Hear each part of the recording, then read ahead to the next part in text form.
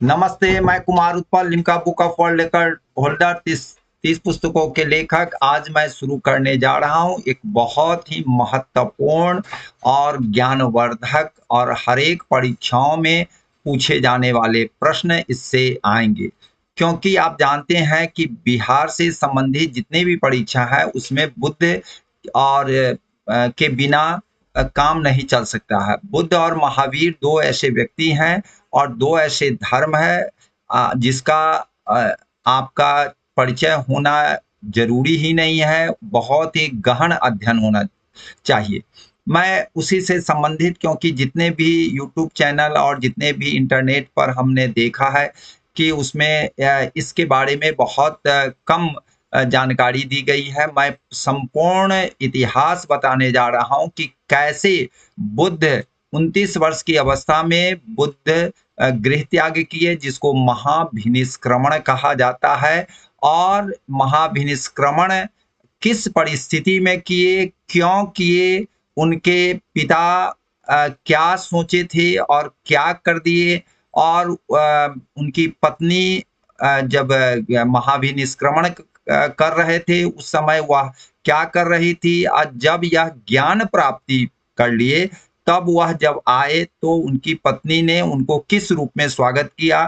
इन सारी पहलुओं पर आज विशद चर्चा करने जा रहे हैं।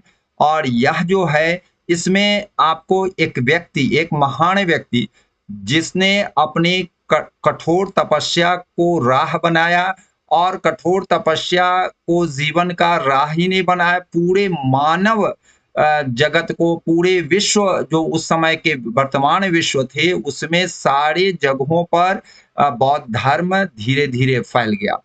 मैं आपको बताना चाह रहा हूं कि उस समय अमेरिका या अन्य बहुत सारे देशों का परिचय विश्व जगत को नहीं था, या जहां तक था मीन्स भारत से लेकर के जापान तक इनका पूरा फैल गया, इवन चीन में भी फैला था।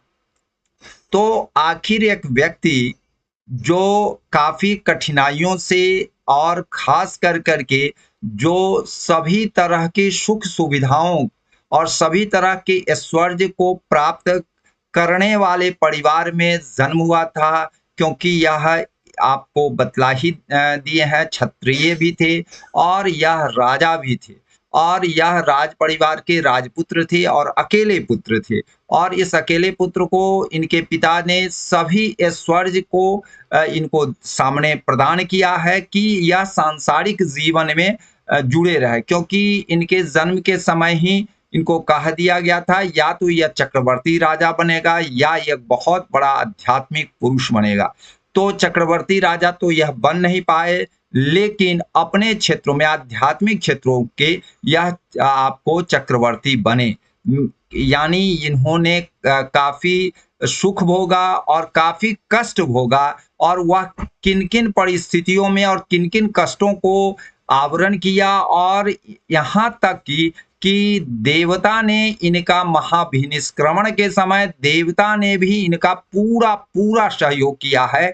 ऐसा महामानव की चर्चा करना बहुत जरूरी है, और कैसे इन्होंने अपना महाभिनिष्क्रमण, जिसको हम द ग्रेट रिनंसिएशन और great departure of Buddha up to enlightenment means ज्ञान प्राप्ति तक, यह जो महाभिनिष्क्रमण घर से किए उसका पूरा पूरा हम आपको बतलाने जा रहे हैं। और वह ज्ञान प्राप्ति को हम लोग संबोधि भी कहते हैं।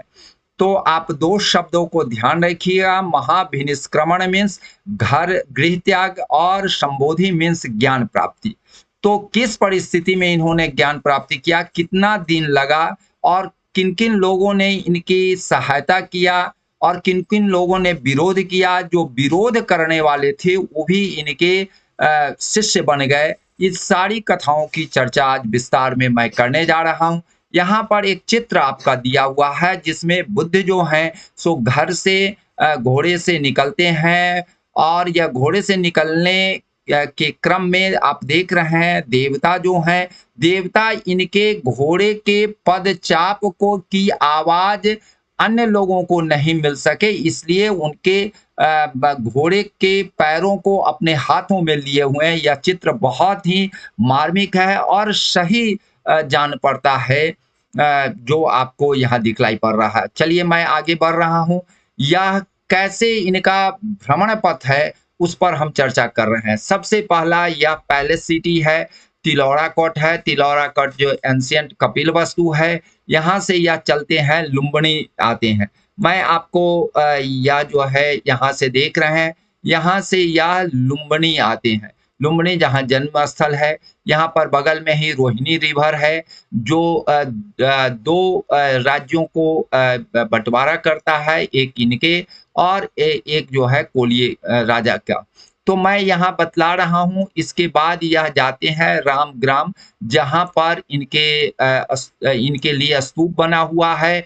जब यह इनकी जब डेथ हो जाती है, स्वर्गवासी हो जाते हैं, तो इनके अवशेषों को, जो शरीर के अवशेष थे, हड्डी, बाल, नाखून वगैरह सब जो थे, उसको बांट लिया गया। 8 भागों में बांटा गया। एक भाग जो यहाँ मिला कोलिय राजा को, तो वह जो है यहाँ पर एक स्तूप बना के रखे हैं। तो मैं इसलिए आपको बता रहा हूँ, यह तो मरने के बाद है। महापरिनिर्वाण जिसको कहते हैं, ये भी ध्यान रखिएगा। महापरिनिर्वाण जो होता है, महान व्यक्ति के जो डेथ होते हैं उसको महापरिनिर्वाण कहा जाता है। और बुद्धिज्म में यह महापरिणाम परिनिर्वाण जो है बहुत ही महत्वपूर्ण है बुद्ध के दृष्टिकोण से। तो यहाँ से आपको एंशिएंट कपिलवस्तु जो तिलौरा कोट कहलाता है, यहाँ से यह लुम्बिनी आते हैं। लुम्बिनी से रामग्राम आते हैं। रामग्राम पहले वह स्थान था, बाद में यह जो है स्तूप बना। यहाँ से यह क्या करते हैं, आपको आते हैं अनोमा घाट, जिसको थारी घाट आजकल कहा जाता है। अनोमा घाट उस समय कहा जाता था, अब थारी घाट कहा जाता है। और यह नदी है, आप देख रहे हैं यहाँ पर यह नदी जो आपको यह बह रही है, यह नदी जो है बहुत महत्वपूर्ण नदी है। और इसी के किनारे इनका पथ है, मेन से यह आगे बढ़ते हैं। लेकिन इस अनोमा नदी को पार करते हैं और अनोमा नदी से इधर जो है सो नेपाल है और इधर इंडिया है। मैं इस अनोमा नदी के पार होने के बाद, जिसको हम आजकल गंडक कहते हैं, नारायणी कहते हैं, और यह जो है एंशिएंट कालों में अनोमा कहा जाता था। और उसके बाद यह वाल्मीकि नगर आते हैं। वाल्मीकि नगर जिसको अनुपिया कहा जाता था उस समय, और अनुपिया से यह आते हैं नंदनगढ़ आते हैं। नंदनगढ़ में भी अशोक के द्वारा आपको पिलर गाड़ा गया है और इससे पहचान होती है। इसके बाद अरेराज में भी पिलर है। इनके चिन्हित के इस होकर के गए थे, जहाँ जहाँ बुद्ध से संबंधित घटनाक्रम है, जहाँ ठहरे हों, जिस होकर गए हों, तो वहां पर अशोक ने पिलर गड़वाया था। तो यहाँ से यह नंदनगढ़ में भी है और अरेराज में भी है। आपको इससे पता चलता है कि ये सही बात है कि इस होकर के ये गए थे।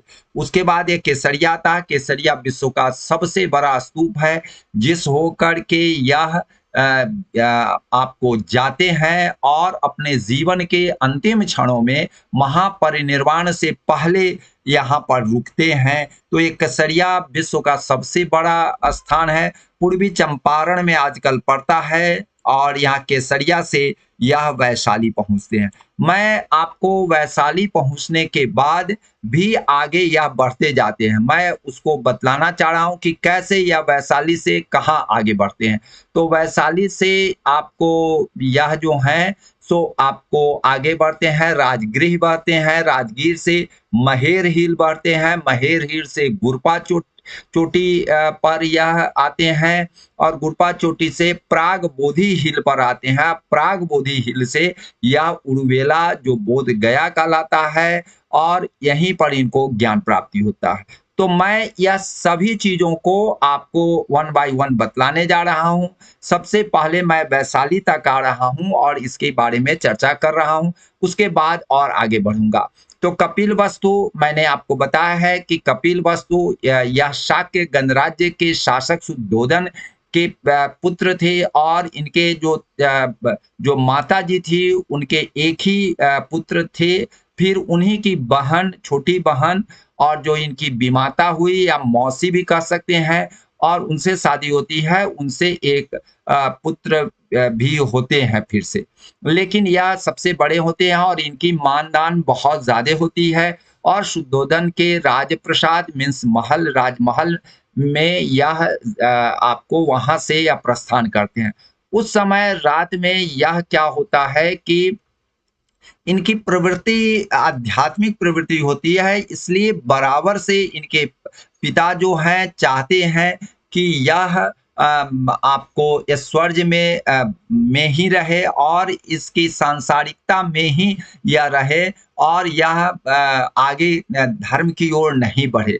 और इसीलिए यह 3 मौसम में 3 यह महल बनवा दिए थे इनके रहने के लिए, क्योंकि सांसारिकता को बढ़िया से भोग सके और उसमें रम सके, मीन्स उसमें लगे रहे।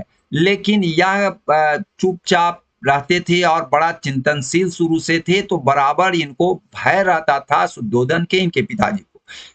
मैं आपको बता रहा हूँ कि जिस रात में यह टहल करके, घूम फिर करके आए, रात हो गई थी और वहाँ पर यह इनके गाने वाली नर्तकी इनके सामने आई और इनको अपने नृत्य नृत्य सामने प्रस्तुत करना चाह रही थी। लेकिन इतने थके थे कि वो लोग अपना थोड़ी बहुत शुरुआत ही की कि ये सो गए। जब देखे कि भाई राजकुमार जो हैं सिद्धार्थ इनका नाम था और यह जो हैं सो आपको सो गए हैं, तो वो लोग भी लौट गए। और इसके बीच में उधर दूसरे रूम में इनकी पत्नी और इनका पुत्र जो अभी हाल ही में जन्म लिया था, वो भी सोए हुए थे। इसके बाद यह जो हैं सो मन में चाहत थी कि भाई हम देखें, लेकिन फिर से उनको डर था कि हम कहीं आसक्त नहीं हो जाए पारिवारिक और सांसारिक जीवन में। और वह जो है सो आपको छंदक जो था, जिसको चन्ना कहा जाता था, सारथी को कहते कि हमको लेके चलो।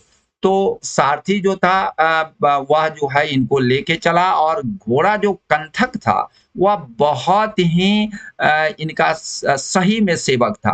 वह कंथक समझ गया कि हमारे जो राजकुमार हैं सिद्धार्थ जो हैं आज हम लोगों को छोड़ के जाते, तो बहुत हर दिन बड़ा ही खिलखिला करके मिलता था, बड़ा ही उत्सुकतावश मिलता था, लेकिन आज वह उदास था और उस उदासी में ही अपने राजकुमार की आज्ञा का पालन करते हुए आया सामने और छंदक जो है उनको उस पर बैठा दिया घोड़े पर, अपने डोरी पकड़ के आगे बढ़ने लगा। लेकिन वह सभी लोग सोए हुए थे, चारों तरफ पहरेदार थे और चारदीवारी थी। लेकिन आपको यह समझ लीजिए कि भगवान ईश्वर जो होते हैं, गॉड ने इनको बहुत ज़्यादा मदद की। इनके घोड़े के पद को अपने हाथों में ले लिया, जिससे उसका टप टप का आवाज नहीं निकले और लोग जग नहीं पाए। और यह जो है घोड़ा कंथक जो है आराम से, गेट भी है, आराम से जंप करके निकल गए और उससे भी कोई आहट नहीं हुआ। इवन जो दरबान था, जो और जो भी आपको सैनिक थे, सभी लोग थोड़ा देर के लिए भगवान की करिश्मा हुई और ईश्वर की करिश्मा हुई और जिसके कारण वह जो है सभी लोग निंद्रा में आ गए और यह वहां से निकल गए। निकलते हुए यह जो है आपको आगे बढ़ते गए और यह पहुंच गए लुम्बिनी वन। लुम्बिनी वन में पहुंचे, कपिलवस्तु कहा जाता है, लेकिन वर्तमान में उसका रूमंदेई कहा जाता है। रूमंदेई आप लोग जानते होंगे, यहाँ भी अशोक ने पिलर स्तंभ गड़वाया था और रूमंदेई के लिए आर्थिक रूप से छूट भी दी थी और वहाँ के लोगों को कर जो है कम कर दिया था।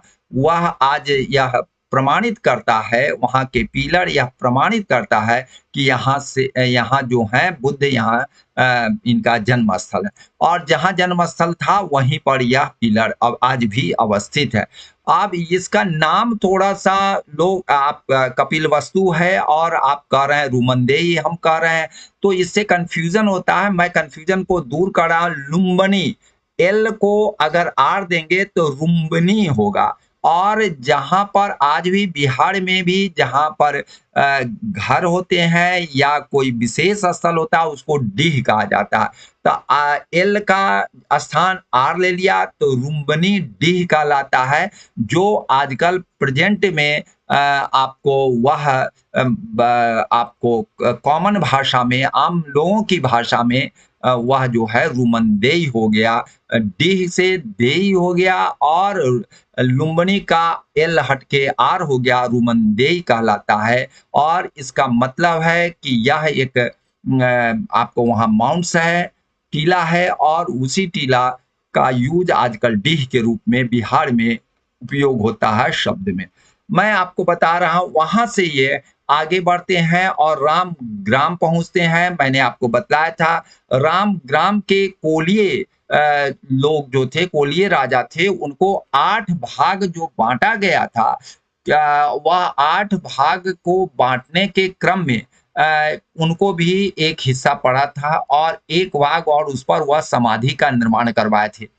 8 स्तूपों को अशोक ने खुदवा करके फिर से वह 84,000 में बांट करके पूरे भारत ही नहीं, आपको समझिए कि अफगानिस्तान के बॉर्डर तक, अफगानिस्तान के क्षेत्रों तक यह गरवाए थे। इवन ईरान का क्षेत्र है, पाकिस्तान का क्षेत्र है, आपका ये सभी क्षेत्र जो है, नेपाल का क्षेत्र है, आपको बांग्लादेश का क्षेत्र है, सभी जगह जहां जहां बुद्ध से संबंधित जो जगह थे वहां पर गरवाए थे, जिसमें 84,000। लेकिन उसमें से अधिकतर जो है दूसरे राजाओं, आक्रांताओं के द्वारा तोड़ दिए गए, हटा दिए गए। लेकिन उसमें से अभी भी कुछ बचे हुए हैं जिनके बारे में मैं आपको चर्चा करूंगा। यह जो है, और इसमें इन्होंने कपिलवस्तु से या कोलिय राज्य होते हुए वाल्मीकि नगर, अनुपिया उसको कहा जाता था उस समय, आपको कुशीनगर, वैशाली अवस्थित था उस समय राम। और यह एक्चुअली क्या है कि राम ग्राम जो था व्यापारी नगरी थी, और वह व्यापारी नगरी के मार्ग में यह राम ग्राम पड़ता था, जिसमें वाल्मीकि कोलिय राज्य पड़ते थे, वाल्मीकि नगर, अनुपुईया पड़ते थे, अनुपिया और कुशीनगर, वैशाली अवस्थित थे। फाहियान और हुएनसांग ने भी रामग्राम स्तूप को नाग राजा के निवेदन पर अशोक ने छुआ तक नहीं। सभी 8 जो जगह थे स्तूप बने हुए थे, उसमें से 7 को अशोक ने उसमें से निकाल के जो उनकी हड्डी या जो अवशेष था उसको ले करके उन्होंने 84,000 में बांटा था और उस पर खड़ा किए थे पिलर। लेकिन यही एक ऐसा था, ये भी आपको परीक्षाओं में पूछे जाएंगे, आप लोग ध्यान रखिए। और यह जो है आपको इनको इसलिए नहीं छुआ गया क्योंकि वहां के नाग राजा जो उस समय थे उन्होंने निवेदन किया अशोक के समय, बुद्ध के समय नहीं, अशोक के समय उन्होंने कहा कि आप इसको मत छुइए, मत इसको तोड़िए, और इस नहीं तो हम पूजा अर्चना जो करते हैं हम नहीं करेंगे।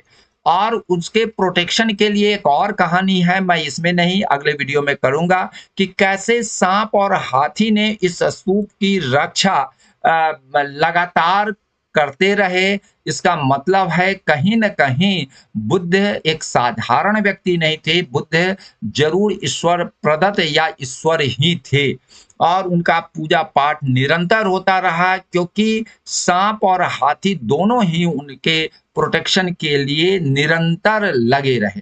मैं आपको बता रहा हूं राम ग्राम से, मैंने आपको चित्र मैप में बताया हूं, वह अनोम, जिसको अनोमिया नदी, सबसे प्राचीन वैदिक कालों में गंडक नदी को सदा नीरा कहा जाता था। आज वह जो है सदा नीरा गंडक नदी है, लेकिन बुद्ध के काल में अनोम और अनोमिया नदी कहलाता है। आजकल क्या है, गंडक कहला रहा है, और अनोमा घाट जो था वह थारी घाट कहलाता है। यहाँ पर जब आते हैं तो यह जो है अपना बाल जो आपको चित्र में आप देख रहे हैं, या जो यही थारी घाट है जहाँ पर कुछ मंदिर वगैरह सब है, आप देख रहे होंगे। और यहाँ पर जो है अपने तलवार से, क्योंकि तलवार रखते थे, राजकुमार थे, और यह तलवार से अपने बाल को पूरे पूरे बाल को हटा देते हैं तलवार से। और वह जो है बाल को यह जो है हटा देने के बाद अपने वस्त्र को यह जो है भी हटा देते हैं, और यह साधारण वस्त्र वरण करते हैं। और उसके बाद जो है जितने भी आभूषण पहने थे, क्योंकि राजकुमार थे, बहुत सारे आभूषण पहने हुए थे, वो सारे आभूषण जो हैं सो इन्होंने आपको चन्ना, जिसको छंदक कहा जाता है, सारथी को वापस दे दिए। मैं आपको बता रहा हूँ कंथक जो है, आप देख रहे हैं यहाँ काफी उदास, यहाँ पर आपको दिखाई पड़ रहा हो, काफी उदास है। और वह जो है बुद्ध के बिछुड़ने से बहुत व्यथित है। और इस व्यथित से वह सोचता है कि हम जी करके अब क्या करेंगे। संजोग से वह जो है सो वह प्राणांत कर देता है। लेकिन यह जो है बुद्ध के वचन को मेंटेन करने के लिए छंदक चंदा भी जो था, चन्ना जो था, वो भी काफी व्यथित है। लेकिन वह उसने अब बुद्ध की बातों को मानते हुए जो भी आभूषण थे उनके जाकर के घर वालों को दे दिए। लेकिन घर वालों ने उसको जाके तालाब में रखवा दिए, क्योंकि जब मेरा पुत्र ही घर से निकल गया तो अब यह स्वर्ण और आभूषण की क्या जरूरत है, जिसके लिए हम ऐश्वर्य की हर एक सुविधाएं दिए वह नहीं रोक पाया, तो इस स्वर्ण और आभूषण का मतलब ही नहीं कुछ रह जाता है। और यह जो है आपको मैंने बता ही दिया है। कंथक जब बुद्ध वहां से प्रस्थान कर गए तो प्रस्थानोपरांत जो है वह दुख से, गम से वह अपने आप को प्राणांत कर देते हैं। मैं आपको बता रहा हूं अशोक ने यहीं पर आपको 2 स्तंभ गड़वाए थे, जो वर्तमान में भी आपको दिख रहा होगा। और यह रामपुरवा स्तंभ लेख है, अनोमा नदी के पास ही है, जो आप जाकर के देख सकते हैं। बहुत, और यह जो है आज इस रूप में आपको दिखाई पड़ रहा है, 2 स्तंभ आपको दिखाई पड़ रहा है। मैं आगे आपको बताने जा रहा हूं कि वहां से यह वाल्मीकि नगर पिया कहा जाता था उस समय। उसके बाद नंदनगढ़ जो है अशोक द्वारा स्तंभ का निर्माण हुआ, और वह नंदनगढ़ जो है के बाद वह अरेराज, देखिए यही लौरिया नंदनगढ़ का स्तंभ लेख है। और यह जो है सो आज भी इसी तरह से है, क्षतिग्रस्त नहीं है, क्योंकि यह दबे हुए थे मिट्टी में। और बाद में जो है जब इसका उत्खनन हुआ तो यह देखा गया। आपको मैं यहाँ जाकर के भी देखा हूँ। और यह जो है आपका अरेराज का है, जो इसका आपका टॉप पर जो ये आपका मूर्ति था वह हट गया, लेकिन यहाँ की लौरिया की मूर्ति आज भी वर्तमान है। तो यहाँ से या फिर केसरिया आते हैं। केसरिया जो बहुत बड़ा स्तूप है, विश्व का सबसे बड़ा स्तूप है, और जिस पर अब सरकार ध्यान दे रही है कि इसको विश्व में फैलाएं इसके नाम को। चलिए उसके बाद यह आ जाते हैं, वैशाली आ जाते हैं। तो एक्चुअली क्या था कि यह राजा के पुत्र थे, राजकुमार थे। और आप जान ही रहे हैं कि राजकुमार की ऐश्वर्य की सारी सुविधाओं को प्राप्त किए हुए थे, लेकिन इनको आपको आध्यात्मिकता की ज्ञान एकदम नहीं थी। तो सबसे पहले ये वैशाली पहुंचते हैं, जहां पर इन्होंने सोचा कि हमारे पास तो कुछ है नहीं, और यह जो है ज्ञान है नहीं, कैसे हम ज्ञान प्राप्त करेंगे। तो उसके लिए आराड कलाम है, जिसको हम पाली में अलार कलाम कहते हैं, दोनों नाम से सही है। और जिससे उन्होंने तप क्रिया और उपनिषदों की ब्रह्म विद्या की शिक्षा प्राप्त की। यह भी प्रश्न बराबर पूछे जाते हैं, इसको ध्यान में रखिएगा। आराड कलाम और अलार कलाम दोनों है। अलार कलाम पाली में कहा जाता है। वैशाली से इन्होंने जब उपनिषद और तप क्रिया ब्रह्म विद्या की शिक्षा प्राप्त की है, उसके बाद भी यह पूर्ण संतुष्ट नहीं हुए। उसके बाद यह राजगृह और राजगीर, जहां पर यह पहाड़ी दिख रहा है, यहाँ पर ही रहते थे। राजगृह में उन्होंने, आपको बता रहे हैं, जब वह भिक्षाम देही कर करके भिक्षा मांग रहे थे, तो संजोग से आपको बिंबिसार मगध जो थे राजा थे, वह उन्होंने देख लिया और पहचान लिया तो यह मेरे दोस्त का यह पुत्र है। तो उन्होंने बुलवाया और कहा कि पुत्र, तुम मेरे पुत्र के समान हो और तुमको हम जितना चाहो मैं ज़मीन और जितना भी अपना राज्य है उसमें से दे सकता हूँ। तुम यह काम छोड़ दो। वह कहा कि मुझे आप आधा देंगे, ठीक है ना? से भी हम संतुष्ट नहीं होंगे क्योंकि मुझे पूर्ण राज्य था तब तो हम छोड़ के आए हैं। आप मुझे रोकिए मत, आप मुझे लोभ मत दीजिए। मैं ज्ञान प्राप्ति में निकला हूँ और यह ज्ञान प्राप्ति लेके आऊँगा तो तो उन्होंने कहा कि हम ज्ञान प्राप्ति लूँगा। तो उन्होंने फिर कहा बिंबिसार कि जब तुम ज्ञान प्राप्ति कर लोगे तो आओगे, ठीक है ना? ज़रूर हम लोगों से मिलोगे और जो भी तुम्हारी ज़रूरत है, हम मदद करेंगे। तो यह जो है कहा कि ठीक है और वह यहीं इसी पहाड़ी जो राजगीर की पहाड़ी है, इसी पर यह रहते थे और वह वहाँ से आपको बता देते हैं राजगृह में उद्रक रामपुत्र, जिसको उद्दक रामपुत्र पाली में कहा जाता है, वहाँ से योग से ज्ञान प्राप्ति के लिए उन्होंने सीखा। यहीं पर वह क्या हुआ कि 5 पंचवर्गीय ब्राह्मण में जिसमें कौंडिन्य थे, बप्पा थे, भादिया थे, महानामा थे, अस्तागी थे, वो भी शिक्षा प्राप्त कर रहे थे। और यह जो है बुद्ध ज्ञान प्राप्ति करने करने के उपरांत यह जो है पूर्ण संतुष्ट नहीं हुए और वहां से आगे बढ़ गए। यह जो आपको आगे बढ़ गए संजोग से पंचवर्गीय ब्राह्मण भी जो 5 ब्राह्मण थे, विद्वान ब्राह्मण थे, वो भी वहां से चले गए। फिर अपना वो रास्ता अलग ले लिए, ये अपना रास्ता अलग ले लिए। यह पहुंचते हैं महेर पहाड़ी। वह पहुँचते हैं, यही महेर पहाड़ी है और यह महेर पहाड़ी पर वह पहुँचते हैं जहाँ उन्होंने विश्राम करते हैं और उसके बाद वह गुरुपा चोटी पहाड़ी गया की ओर, यह भी गए में है, महेर पहाड़ी भी गया में है, उसके बाद गुरुपा चोटी पहाड़ी पर गए और वहाँ वह अध्यात्म योग क्रिया कर करके चाहते थे ज्ञान प्राप्त करें। लेकिन वहाँ भी संतुष्ट नहीं हुए, वह आगे की ओर बढ़े।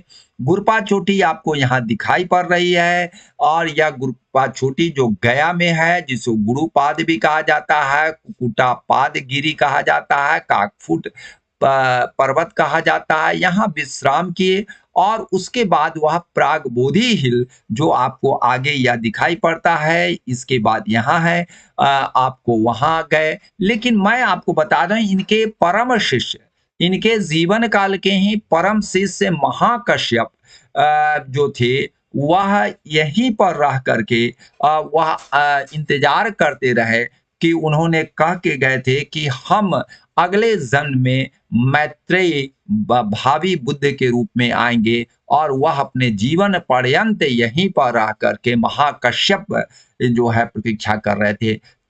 जब महापरिनिर्वाण इनका हो गया तो कई दिनों तक इनके जो शव है वहीं पर रखा गया था। जब महाकश्यप आए तब उनका आगे की प्रक्रिया शुरू हो गई। तो मैं बता रहा हूँ महाकश्यप को ये बहुत मानते थे और महाकश्यप भी बुद्ध को बहुत ही आदर्श और देवता से भी अधिक उनको श्रद्धावनत करते थे। मैं आपको बता रहा हूं कि इसके बाद यह प्राग बोधि है। प्राग मीन्स पहले होता है, बोधि मीन्स संबोधि शब्द आप जान ही रहे हैं, संबोधि मीन्स ज्ञान प्राप्ति है। ज्ञान प्राप्ति से जस्ट पहले यहाँ पर यह रहे थे और यहाँ एक दिन नहीं रहे, 6 साल तक यह ध्यान साधना करते रहे। उसके बाद भी इनको ज्ञान प्राप्ति नहीं हुआ, तब यह यहाँ से आगे की ओर बढ़ गए और वहां पहुंचे, उरुवेला में पहुंचे, उरुवेला बोध गया में पहुंचते, जो निरंजना नदी तट पर यह पहुंचते हैं।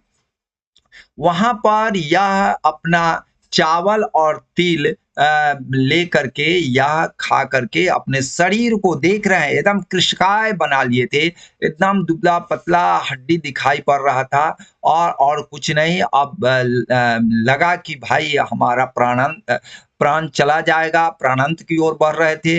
लेकिन यह भी ऐसे हठ धर्मी थे, हठ योगी थे कि यह मानने वाले नहीं थे। उसी दिन एक दिन क्या हुआ, रात में देखे कि कुछ महिलाएं उस जंगल से होकर के गीत गाती जा रही थी कि वीणा के तार को इतना नहीं कड़ा करो कि वीणा के तार टूट जाए, और वीणा के तार को इतना नहीं ढीला करो कि उससे कोई आवाज नहीं निकल पाए। तब इनको लगा मध्यम मार्ग अपनाना चाहिए, और मैं आपको बतला रहा हूं कि यह जो मध्यम मार्ग अपनाने के लिए प्रतिबद्ध हुए, उसी से पहले एक दिन सुजाता नाम की बगल की ही महिला थी, वह गाय पाली हुई थी, और वह एक दिन उस वृक्ष के पास आई थी और प्रार्थना की थी कि हे वृक्ष देवता, मुझे अगर पुत्र की प्राप्ति होगी तो मैं आपको खीर का प्रसाद चढ़ाऊंगा। तो संजोग से वह दूसरे दिन माने जब इनका पुत्र होता है तो वह आती है, तो खीर लेके आती है, तो देखती है कि वहां तो साक्षात वृक्ष देवता बैठे हुए हैं। तो उन्होंने वह खीर दिया, और यह खीर खाने के बाद और उसके बाद यह रात में इनको ज्ञान प्राप्ति होती है। इससे पहले कुछ और भी बात बता देते हैं। ज्ञान प्राप्ति से पहले इनको क्या क्या होता है, सीधे ज्ञान प्राप्ति नहीं होती है, इनको मारा जो निगेटिव चीजें हैं, आप देख रहे हैं यहाँ पर विभिन्न हिंसक पशुओं की तरह राक्षस, भूत, प्रेत और ये सारे चीजों से आक्रमण करने लगे और इनके मन को डराने लगे, और उसके बाद से बहुत घनघोर वर्षा होने लगी। इतनी वर्षा होने लगी कि चारों तरफ तालाब की स्थिति बन गई। लेकिन वहां पर है आपको मुचलिंडा, जिसको हम मुकलिंडा कहते हैं, मोचरिम कहते हैं, और यह जो है वह सांप जो है इनको छाया देता है, और वह छाया जो है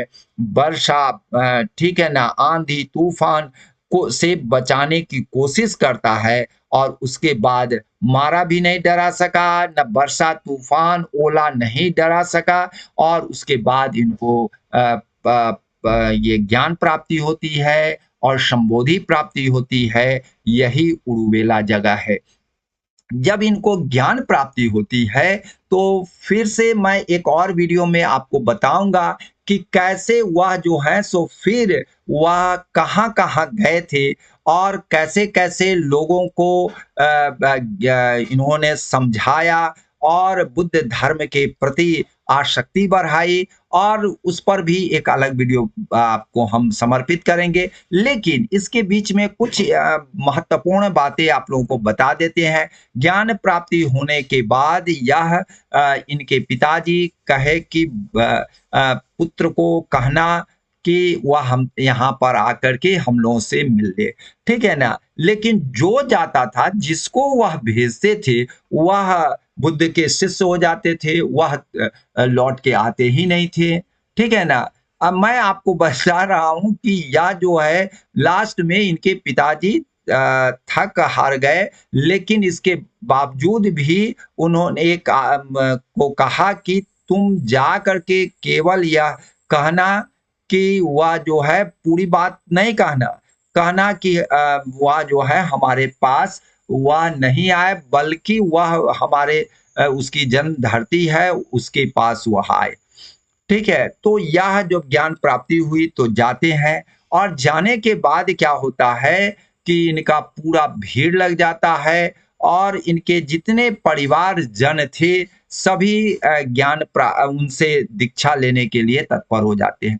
जब इनकी पत्नी के पास जाते हैं तो वो यह जो है इनकी पत्नी जो है से यह कहते क्या है, आप सुन करके आप दंग रह जाएंगे, क्योंकि इन्होंने कहा कटोरा बढ़ाया भिक्षाम देहि, और पत्नी इनकी जो है इनके पुत्र को इनके गोदी में डाल दिया। अब यह जो है, और उन्होंने यही बात इनकी पत्नी को बहुत ही दुख लगा कि क्यों नहीं यह जो है सो हमको बतला के गए। तो मैं आपको बता रहा हूँ, यशोधरा जो पुस्तक है, राष्ट्र कवि मैथिली शरण गुप्त जो प्रथम राष्ट्र कवि हुए थे, दूसरे तो हमारे बिहार राज्य के रामधारी सिंह दिनकर हुए, और उसके बाद तो परंपरा यह हट ही गई। लेकिन यह राष्ट्र कवि मैथिली शरण गुप्त जो यशोधरा में लिखते हैं कि सिद्धि हेतु स्वामी गए यह गौरव की बात, पर चोरी चोरी गए यह बड़ा व्याख्यात, सखी वे मुझसे कहकर जाते, कह तो क्या मुझको वे अपनी पथ बाधा ही पाते। मुझको बहुत उन्होंने माना, फिर भी क्या पूरा पहचाना। मैंने मुख्य उसी को जाना, जो वे मन में लाते, सखी वे मुझसे कहकर जाते। मैं यह कहना चाह रहा हूँ कि यह जो है आपको यह खुद वह कहते कि हम रोड़ा नहीं बनते और उनको हम खुशी-खुशी विदा करते और उनकी मार्मिक स्थिति और आंतरिक उद्वेलन जो है और संवेदनशीलता की प्रगाढ़ता को यह शब्द उद्बोधित करता है। लेकिन उनको यह डर था कि कहीं हम पारिवारिक ही रह जाएँ, सांसारिक ही रह जाएँ, हमको तो आगे बढ़ना है। तो मैं यह कहना चाहता हूँ कि यह बहुत ही अच्छी बात लिखे हैं खुद आपको गुप्त जी ने लिखा है यशोधरा पुस्तक में जिसको आप पढ़ेंगे तो बहुत ही ज्ञानवर्धक है। मैं एक बात कहना चाह रहा हूँ कि इनका जो व्यक्तित्व, इनका जो कृतित्व और इनका जो वक्तृत्व है, इसको बयान करना मेरे जैसे साधारण व्यक्ति से नहीं हो सकता है। और अब मैं यही कह सकता हूँ कि तेरा विराट रूप कल्पना पट पर नहीं समाता है, जो कुछ भी कहूँ मगर अवशेष रह जाता है।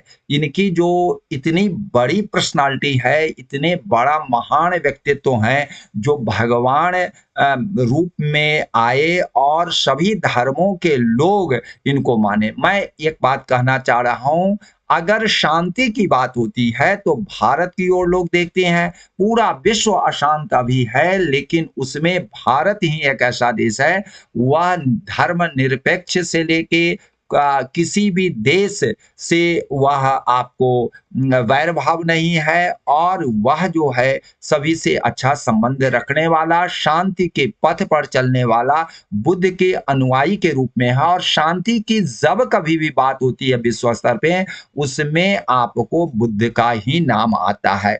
बहुत महान-महान व्यक्ति पूरे विश्व में हुए, लेकिन बुद्ध शांति की बात के साथ एक पिक्चर आता है, उद्बोधन होता है बुद्ध।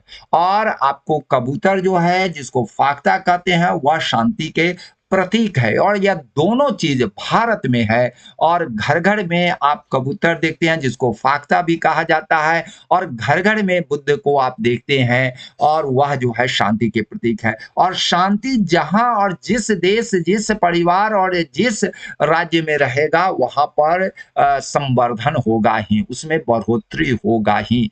तो यह जो है मैंने आपको बतलाया है कि कैसे बुद्ध जो हैं सो गृह से त्याग करके ज्ञान तक आए, उसके बारे में मैंने बतलाया। मैं थोड़ा स्रोत के बारे में बता देता हूँ। प्राचीन भारत का राजनैतिक और सांस्कृतिक इतिहास प्रोफेसर राधाकृष्ण चौधरी की है। अंगुत्तर निकाय महावस्तु बोध ग्रंथ है। जिसको महावस्तु यहाँ पर आप पुस्तक है, अंगुत्तर निकाय यहाँ पर दिया गया है। उसके बाद है प्राचीन भारत वीडी महाजन साहब का है।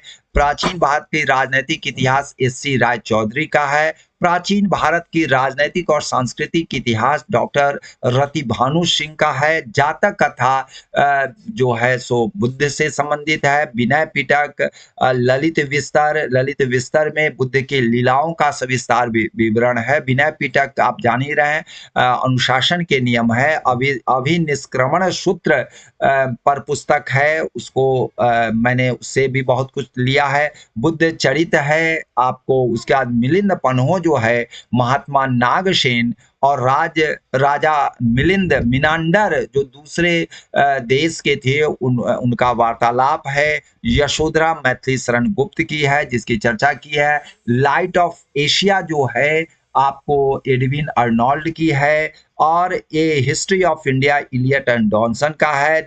दीपक आनंद की स्टोरी है, उनका पाथ है, ठीक है ना। द लाइट ऑफ एशिया ये अर्नोल्ड का है और गूगल का अन्य स्रोत भी का उपयोग किया गया है। और इन सब का सहज और सरल रूप में मैं प्रस्तुतिकरण किया हूँ। अगले में आपको जब बुद्ध का ज्ञान प्राप्त हो जाता है तो कहाँ-कहाँ वह जाते हैं और किन-किन विद्वानों को हराते हैं और फिर वह उनके शिष्य बन जाते हैं। उस पर भी परिचर्चा आपको करूँगा और वर्षा काल क्योंकि 3-4 महीना वह बुद्ध धर्म में नहीं निकलते थे, तो वर्षा काल का पूरा विस्तारीकरण के रूप में बतलाऊँगा। चलिए आज इतना ही। जय हिंद, जय भारत।